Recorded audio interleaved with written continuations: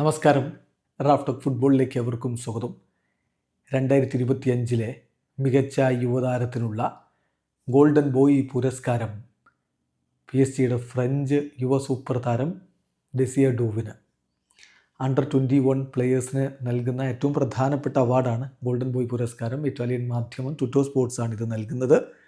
യൂറോപ്പിൽ ഏറ്റവും അധികം വാല്യൂ ഉള്ള യുവതാരങ്ങൾക്കുള്ള പുരസ്കാരം എന്ന രൂപത്തിലാണ് ഇതിനെ കണക്കാക്കുന്നത്. അപ്പോൾ ഇത്തവണത്തെ ഈ ഒരു പുരസ്കാരത്തിനായിട്ട് സൂപ്പർ താരങ്ങളെ പരിഗണിച്ചിരുന്നു.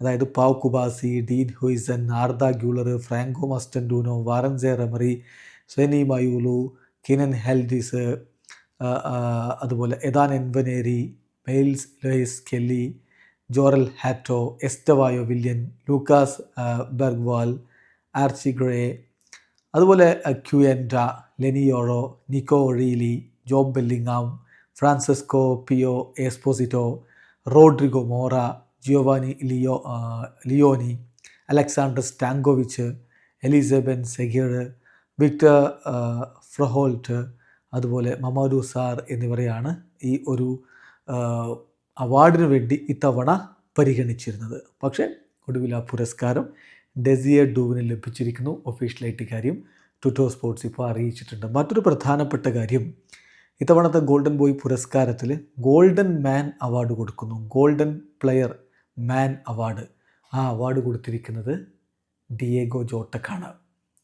മരണപ്പെട്ട പോർച്ചുഗീസ് സൂപ്പർ താരം, ലിവർപൂളിൻ്റെ താരമായിരുന്ന ഡിയേഗോ ജോട്ടക്ക് ഇതാ ഗോൾഡൻ പ്ലെയർ മാൻ അവാർഡ് കൊടുത്തിരിക്കുന്നു. പിന്നെ ഇത്തവണത്തെ മികച്ച ഇറ്റാലിയൻ യുവതാരത്തിനുള്ള ഇറ്റാലിയൻ ഗോൾഡൻ ബോയ് പുരസ്കാരം അത് കൊടുത്തിരിക്കുന്നത് ഇൻ്റർ മിലാൻ്റെ താരമായിട്ടുള്ള ഫ്രാഞ്ചെസ്കോ പിയോ എസ്പോസിറ്റോക്കാണ്. അതുപോലെ തന്നെ മറ്റ് അവാർഡുകൾ ഈ ഒരു ചടങ്ങിൽ വെച്ച് സമ്മാനിക്കുന്നത് ഇപ്പം best director award golden boy 2025 best director award Paris Saint ജർമ്മൻ്റെ ലൂയിസ് കമ്പോസിനാണ്. അതുപോലെ തന്നെ chairman PSG chairman Nasser Al ഖലീഫയ്ക്ക് ബെസ്റ്റ് പ്രസിഡൻ്റ് അവാർഡ് സമ്മാനിക്കുന്നു.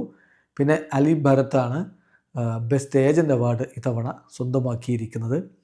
ഏതായാലും ഇത്തവണത്തെ ഗോൾഡൻ ബോയ് പുരസ്കാരം ഡെസിയർ ഡൂവിന്. വീഡിയോ അവസാനിക്കുന്നു. ഫുട്ബോൾ ലോകത്ത് കൂടുതൽ വിശേഷങ്ങളുമായി റാഫ്റ്റോക്സ് എത്താം.